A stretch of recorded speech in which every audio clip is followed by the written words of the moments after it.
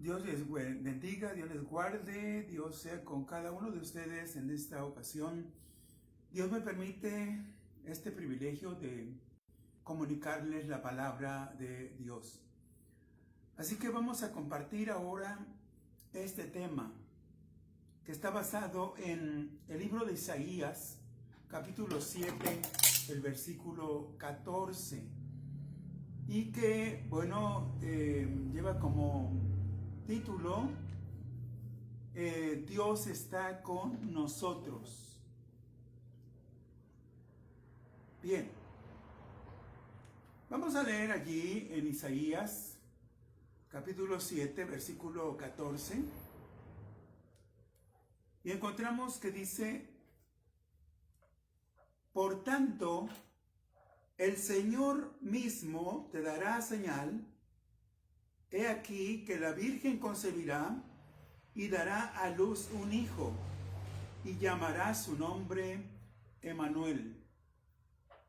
Sobre esta última declaración es donde está basado el tema.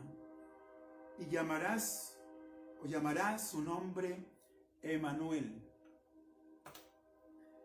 De manera especial en el Antiguo Testamento encontramos un buen número de profecías que tienen tanto un cumplimiento inmediato o próximo o primario, y así un cumplimiento posterior o futuro. Esta es una de esas profecías. Y por lo mismo, reúne y contiene una importancia trascendental. Porque esta profecía tuvo cumplimiento primario con el nacimiento de un niño durante el reinado del rey Acaz, y durante el tiempo en que el profeta Isaías, por cierto, estuvo activo para ministrar de parte de Dios su palabra al pueblo de Judá de manera especial. Y todo indica, así se puede leer y se debe leer desde el principio del capítulo 7, para tener allí una referencia de quién sería este niño y por qué se le debió haber puesto o se le puso este nombre tan significativo. ¿Por qué? Porque todo indica que ese niño fue un hijo de Isaías, el profeta Isaías. Y su madre, en este caso, siendo una joven, la esposa de Isaías, tuvo este niño, y durante un tiempo en el cual, la espera de parte de Dios, sobre todo, se había hecho muy prolongada. Se había prolongado esperando el cambio trascendental del pueblo de Judá en cuanto a una vuelta, un regreso hacia Dios, ¿sí? Y donde Dios mismo, quería manifestarse, quería mostrarse de una manera muy notoria al pueblo de Judá. Y encontramos que el nombre de Emmanuel significa esto mismo: Dios está con nosotros. Luego entonces, esta sería, en cierto modo, una confirmación de lo que Dios tenía planeado Dios hacer con su pueblo Judá. Pero ya en el cumplimiento real, con la venida del Señor Jesucristo, esto se vería coronado de una forma sorprendente, ¿sí? Porque esta confirmación ya no solo histórica, sino esta confirmación en cuanto al tiempo de Dios para la venida de su Hijo Jesucristo a esta tierra, ¿sí? Y que debía tener cumplimiento, como lo tuvo, cuando, bueno, estando desposada María con José, José con María, se dio este caso tan sorprendente, donde María, entre las otras mujeres que también podían haber sido llamadas benditas, ¿sí? Fue escogida María con cualidades muy especiales, siendo de un linaje humano, del linaje de David, ¿sí? Nada tiene que ver María con la divinidad, ¿sí? Porque no hay un elemento femenino dentro de que se pueda o se deba incorporar a la divinidad, ¿sí? Siendo María una joven de cualidades bastante notables, ¿sí? En ella Dios, habiéndole anunciado por medio del ángel que iba a concebir un hijo, encontramos que dice allí en Mateo 1:23, de esta manera, para dar cumplimiento así a la profecía, un cumplimiento ya del todo, la profecía que había venido aplazándose, por cierto, por poco más de 700 años, dice aquí, he aquí una virgen concebirá y dará a luz un hijo y llamará su nombre Emmanuel, que traducido es Dios con nosotros. Ahí está esta verdad sorprendente, lo es en grado sumo, porque Dios había tratado por mucho tiempo con su pueblo Israel y se había manifestado al mundo de alguna manera, ¿verdad? Pero el pueblo debería estar ansioso por recibir ahora al mismo Dios en la persona de su Hijo. Y es aquí donde se conjugaron dos naturalezas. Dos naturalezas. ¿Por qué?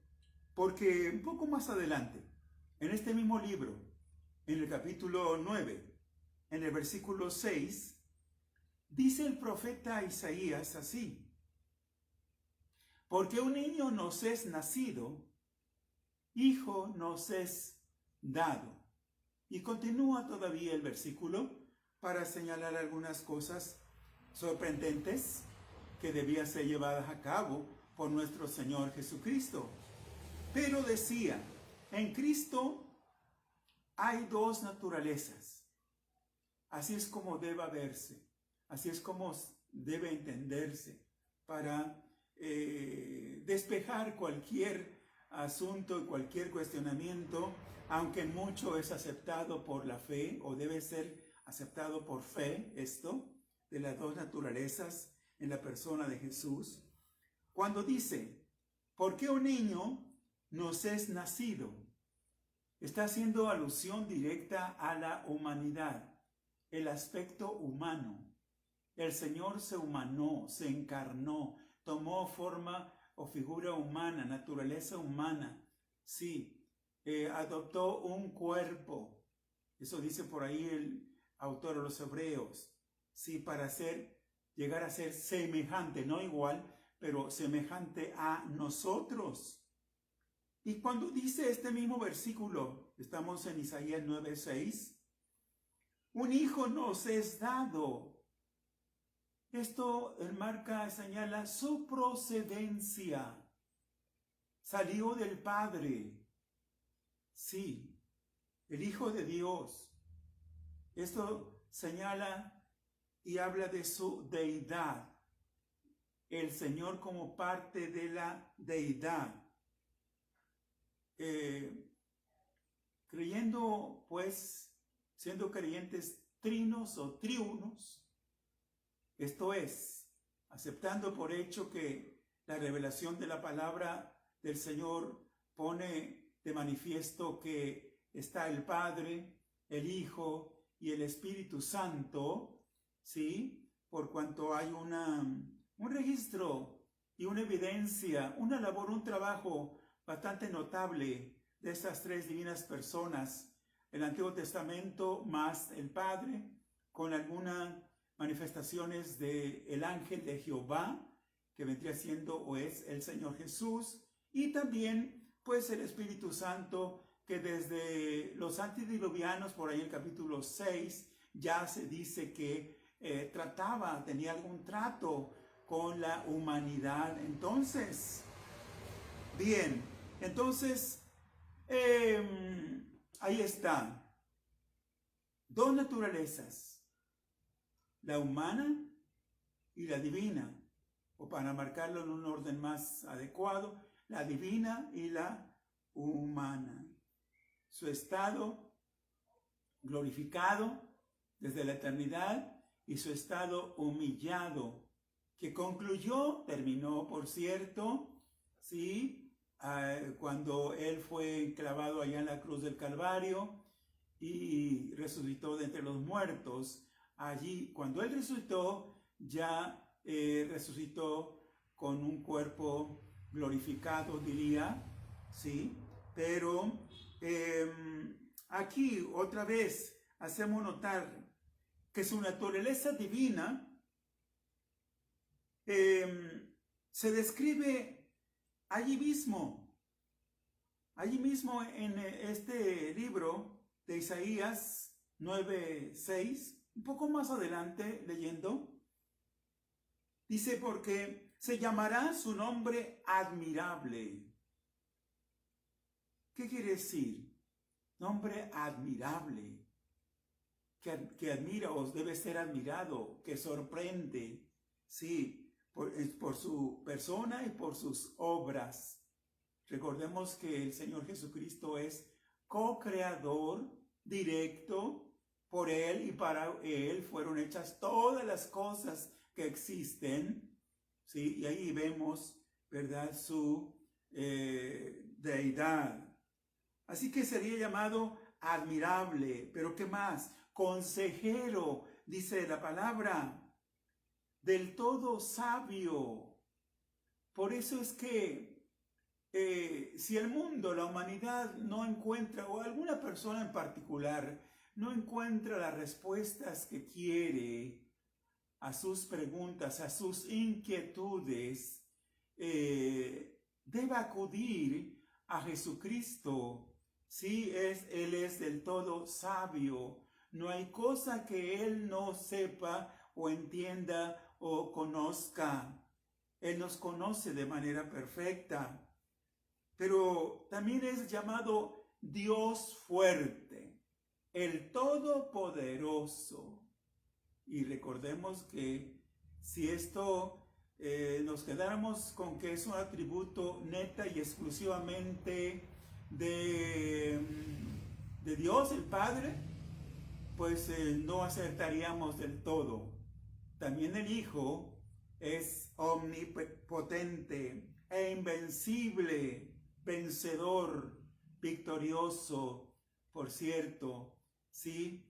Ya no, cuando Él venga por segunda vez, ya no vendrá para ser humillado, ya no vendrá para ser azotado, ya no sufrirá el agotamiento, el cansancio, ya no tendrá necesidad de comer o de beber, no, ya no, ¿sí? Él vendrá como el vencedor. Ahí en el capítulo 19 del libro de Apocalipsis encontramos, ¿verdad?, cómo Él viene, como el Verbo de Dios, el Rey de Reyes, el Señor de Señores. Sí, viene para vencer y viene para tomar el control de todo y de todas las cosas y de toda la humanidad, por cierto.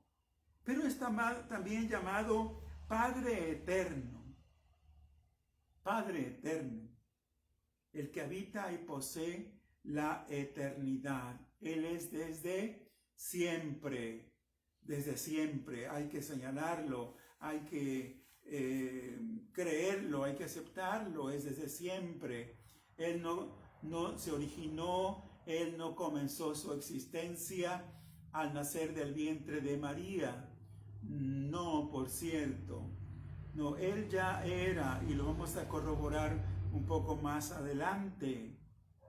Pero otro título que recibe es Príncipe de Paz.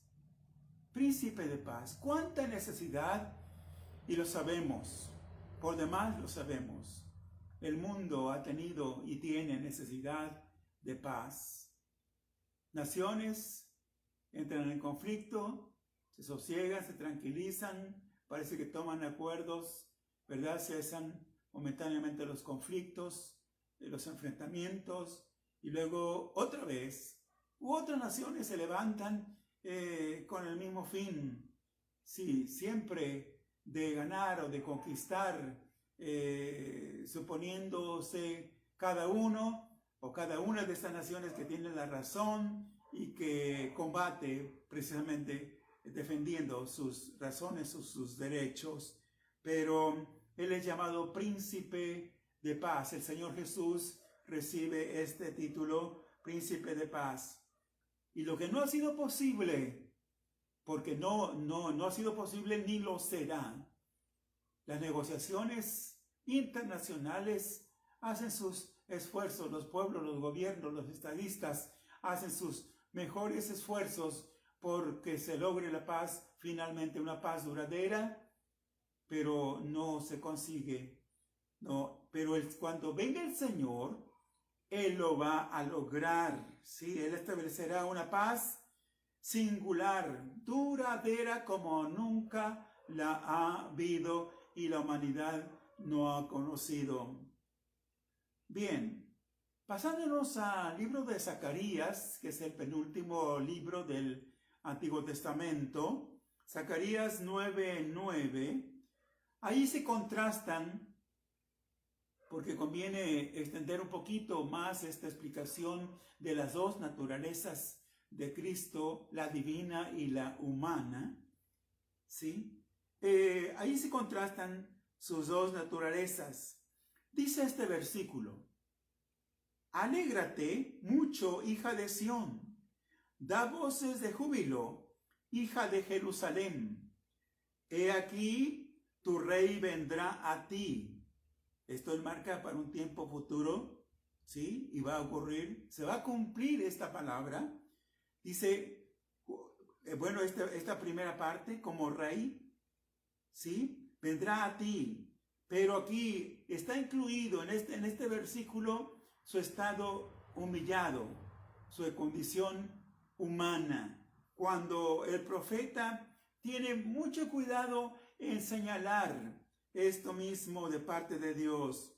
Vendrá a ti, justo y salvador, humilde y cabalgando sobre un asno, sobre un pollino hijo de asna, es lo que dice allí. Él entró en lo que se conoce en los evangelios como la entrada triunfal.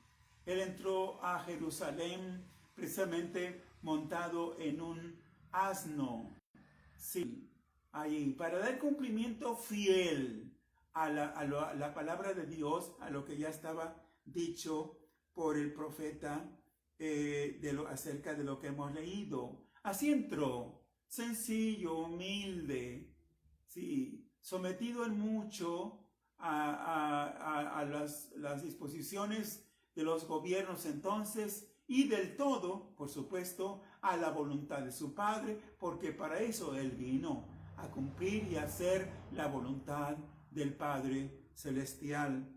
Pero en la parte B del versículo 10, del mismo libro de Zacarías, capítulo 9, dice, y aquí es donde notamos el lado divino, dice, y hablará paz a las naciones.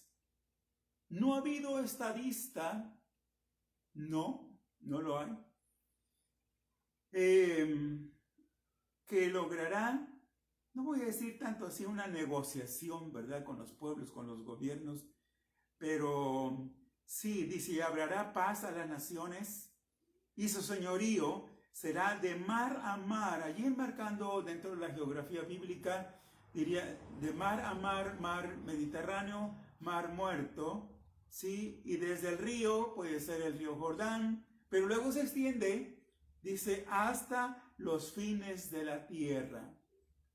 Él va a reinar, Él va a gobernar desde Jerusalén, ¿sí? Desde allí, esa va a ser el centro del mundo, centro mundial, sí, desde allí va a ejercer su gobierno el Señor Jesús. Si hablamos de manera especial del reino milenial, del reino mesiánico, sí, desde Jerusalén, allí va a ser su sede, el Señor. Así está escrito y así será, así se va a cumplir porque es palabra de Dios. Así que como podemos ver, los profetas, al menos Isaías, Zacarías, saltan de su estado humillado, de su condición de humillación del Señor Jesús, a un estado, a un señalamiento de un estado glorioso, su reinado de justicia y de paz.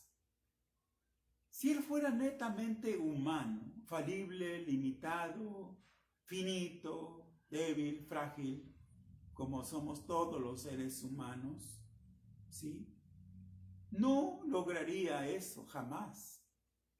Pero como Él es divino, ahí encontramos, Él vendrá a reinar.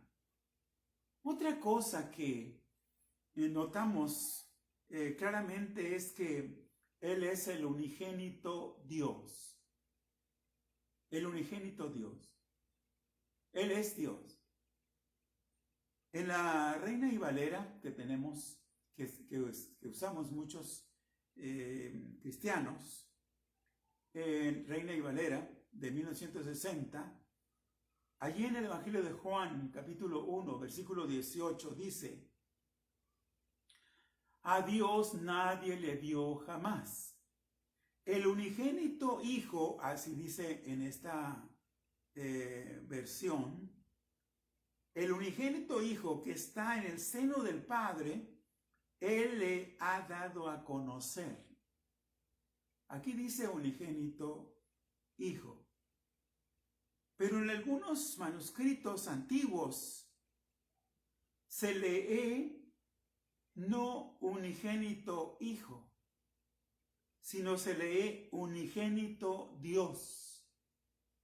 Y esto partiendo del idioma griego monogenes, teos, que quiere decir unigénito Dios.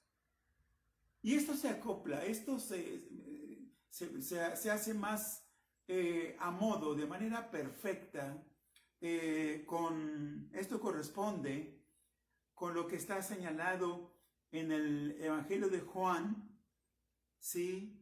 Ahí mismo, porque el prólogo así llamado de este Evangelio comienza el versículo 1 y termina el versículo 18. Leí el 18.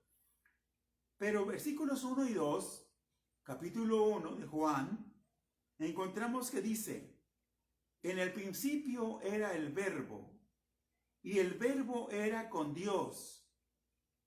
No dice que era un Dios con D minúscula, no, el Verbo era con Dios, y el Verbo era Dios. Este era en el principio con Dios. El Verbo, el Logos, la palabra, sí. El Verbo recibe el nombre de Dios. Y aquí es donde encontramos también un misterio. Sí, un misterio. ¿Por qué? Porque Él vivía y tenía desde la eternidad una íntima relación con Dios. Sí, porque son de la misma esencia, de la misma naturaleza, del mismo carácter. Sí. es el mismo, por cierto, que en el versículo 14 de este mismo capítulo 1 de Juan, ahí se nos dice que fue hecho carne. Ahí encontramos este señalamiento.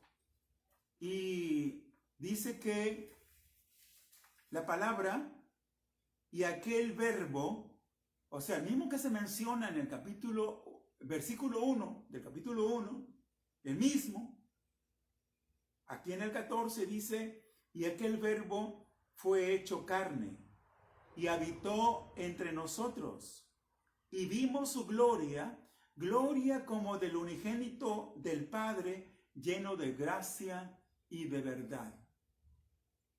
Así que allí ya hay un traslado, no solo de mención, sino de cumplimiento. Ese verbo, aquel verbo que estaba con Dios y era Dios, se hizo carne y habitó entre nosotros. Esto es cuando Él ya vino a nacer. Sí, Él vino a comparecer en el escenario de este mundo. Bien, ¿qué se propuso Dios con esto?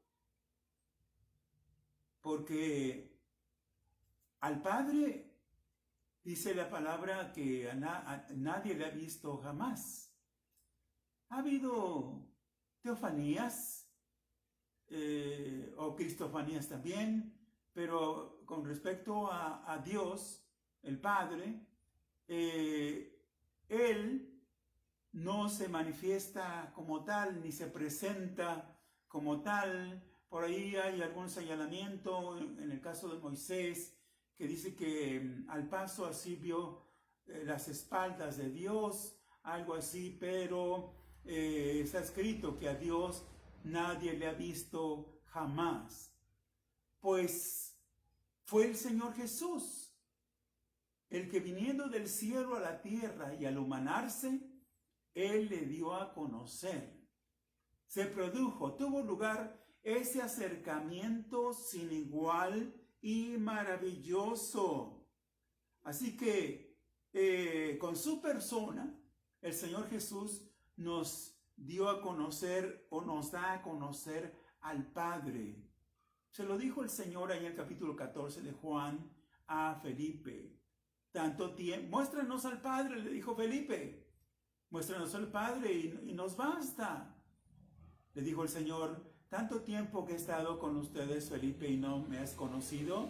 El que me ha visto a mí, dijo el Señor, ha visto al Padre. Por supuesto, el Señor en ningún momento se estaba refiriendo, cuando esto dijo, no se estaba refiriendo a su apariencia física. No, porque tendría físicamente, humanamente hablando, tendría rasgos judíos, puedo decirlo así. Pero no se está refiriendo a la apariencia física, sino a su carácter divino. Sí, sobre todo. Bien, así que Cristo es la manifestación máxima, suprema de Dios en la carne. Él es el unigénito Hijo, así llamado también, y nos dio a conocer el amor de Dios. Dice el apóstol Juan, primera carta ahora, en el capítulo 4, versículo 9, dice allí, en esto se mostró el amor de Dios para con nosotros, en que Dios envió a su Hijo unigénito al mundo, para que vivamos por Él.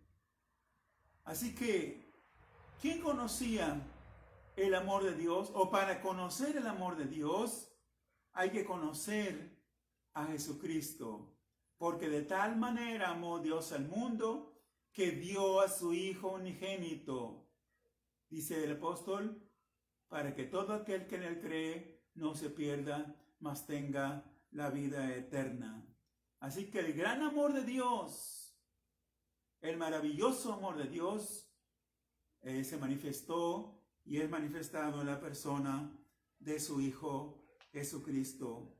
Bien, Algo que también hay que señalar es que Él fue engendrado, no fue creado.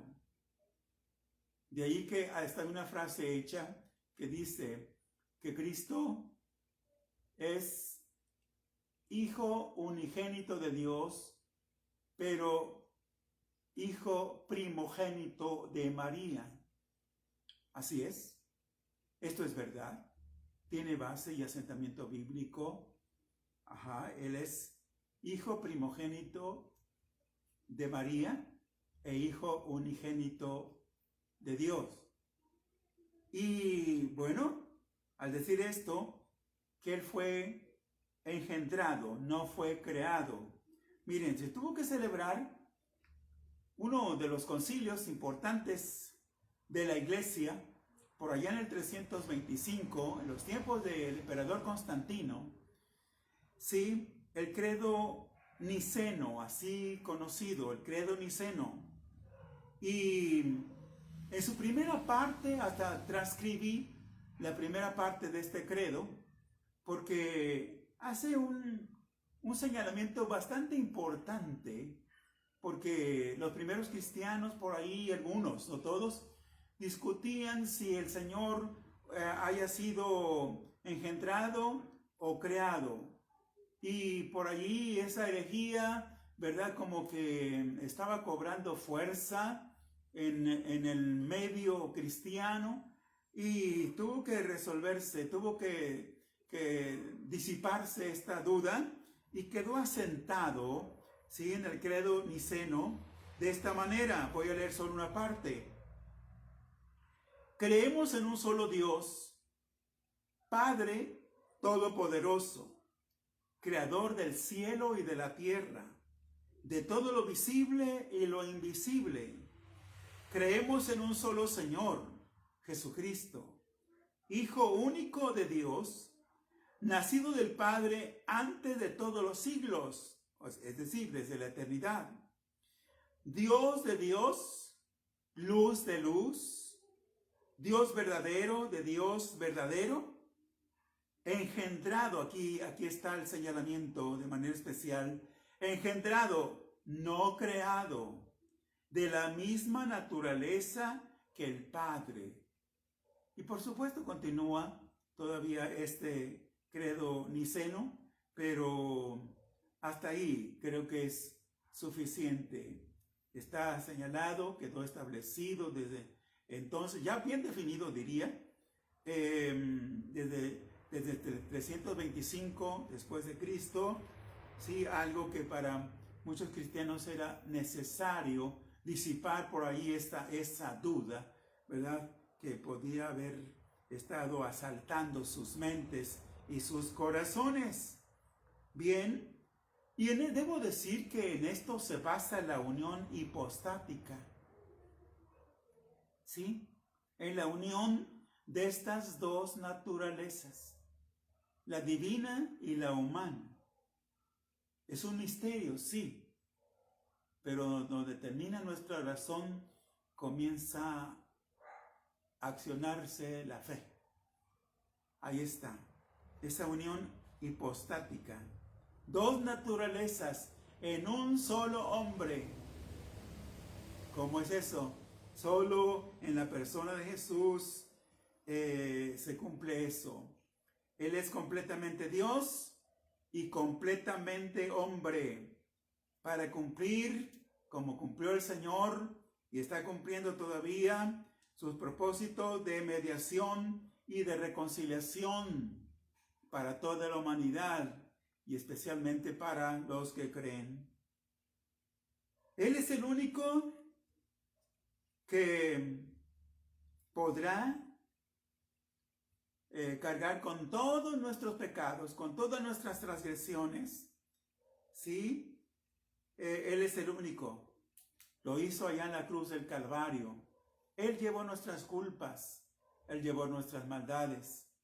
Y solo así, siendo Dios y hombre, así, sus dos naturalezas, y como Dios, venido del cielo, al humanarse, así fue a la cruz del Calvario, para dar su vida por cada uno de nosotros. En conclusión, tenemos que, y esa es una observación a modo, a propósito, no nos debemos quedar con la representación de un pesebre hasta donde se pueda ver improvisado en estos días. No.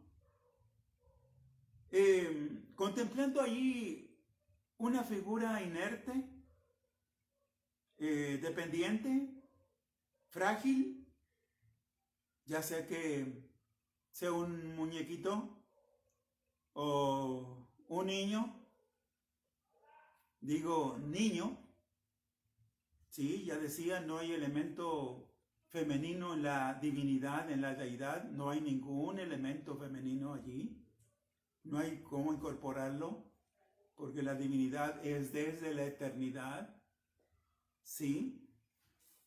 Así que Él es el Emmanuel prometido, que vino como Dios y está con nosotros. Por eso el tema, Dios está con nosotros. Ahora ya no físicamente, por supuesto, como debemos saberlo y entenderlo, pero Él sigue con nosotros. Él dijo prácticamente al final del Evangelio de Mateo, sí, aquí yo estoy con ustedes todos los días hasta el fin del mundo. Así que es bueno disfrutar su presencia, su compañía, no solo en el fin de año. No, Él es amigo fiel, compañero inseparable, el único que puede salvarnos y darnos vida eterna. Y tú que me oyes y me ves en esta ocasión, si quieres, hoy puedes abrir tu corazón y recibirlo.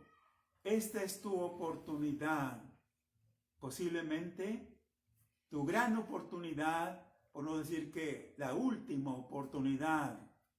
Bien, así que sin más dilación, Dios espera que vengamos a Él. Él ya vino a nosotros. Ahora nos toca en un acto de fe ir a Él. Y Él nos recibirá, por supuesto, porque a eso vino el Señor, a buscar y a salvar lo que se había perdido. Y nosotros éramos los que nos habíamos perdido. Y perdido eternamente.